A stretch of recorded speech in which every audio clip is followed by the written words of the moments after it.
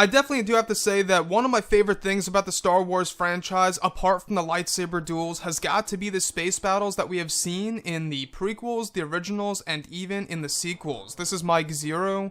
If you guys are new to the channel, do make sure to subscribe to see future Star Wars content. Now, I will say that in The Last Jedi, I was quite underwhelmed and somewhat disappointed with how the space battle went in The Last Jedi.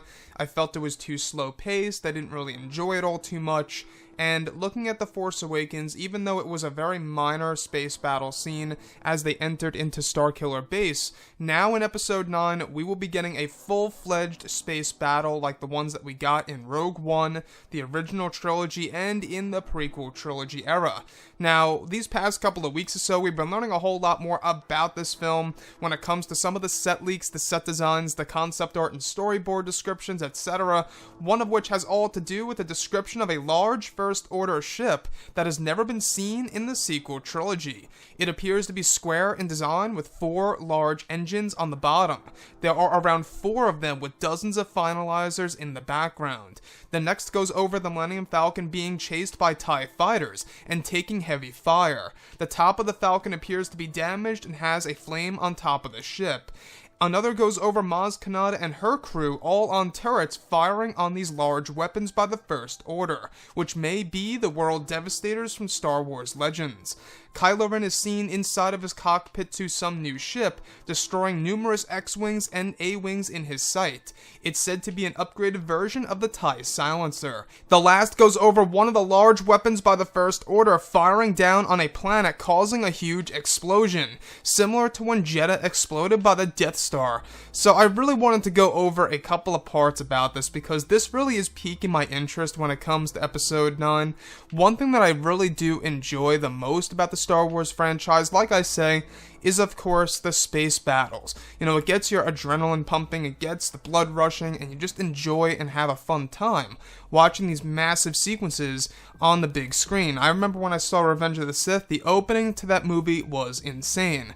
Now this sounds like it's going to be in the 3rd act. It sounds like the big climactic battle between the Resistance and the First Order, as well as other people around the galaxy joining the big fight. And we do know that John Boyega has said before in the past that this movie is going to be an all-out war and a war to end all wars. And honestly, I'm very excited to see this, and the huge question is on whether or not we will actually have another war conflict after Episode 9, chronologically speaking. You know, is this really going to be the end of everything? Is there really going to be no conflict between, you know, good and evil ever again? You know, that's a huge question for sure. So the First Order here, they've got a total of 4 of these massive weapons/ships, which I believe are the World Devastators. By the description, it goes over how they're very square in design, with around 4 engines on each and every one of them. And that, to me, sounds exactly like the Devastators from, you know, Legends material in the comics, like in Dark Empire, or in some of the video games out there. I believe it was Rogue Squadron or Rogue Leader. It was one of those. You actually went up against these things. They're massive, you know, weapons that actually do fire upon the planets, which it also goes over. This thing firing on a planet, however, from space, which is a little bit different than how the actual Devastators worked in Legends. So this to me sounds like yet another super weapon, or should I say super weapons, because they have multiple ones of these. Now, the other thing that I do want to go over is Kylo Ren's new ship. Now, Kylo Ren's new ship, what's so exciting about this is that it sounds like it's going to be an upgraded version of the TIE Silencer. That's what it's described as.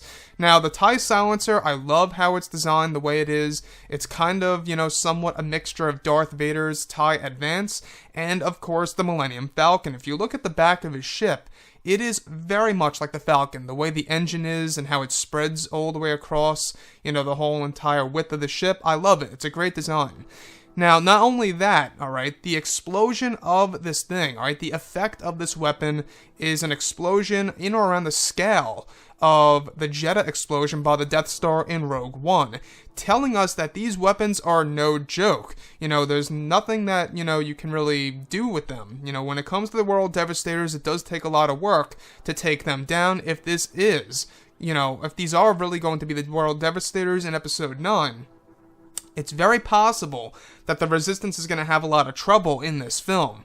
So, with that being said, the other thing that does concern me is the Millennium Falcon.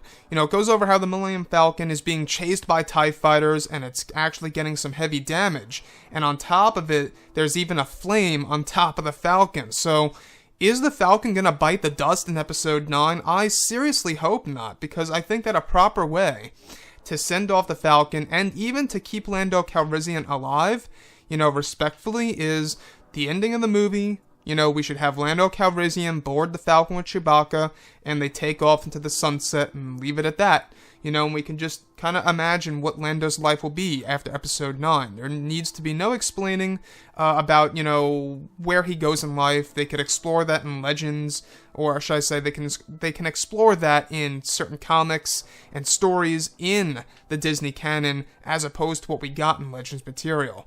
Anyways, guys, drop a comment below. Let me know what you think about all of this in the comments. And if you guys did enjoy the content for today, do make sure to drop a thumbs up on this video to support the channel. I thank you all so very much for the kind support, and I'll catch you guys next time.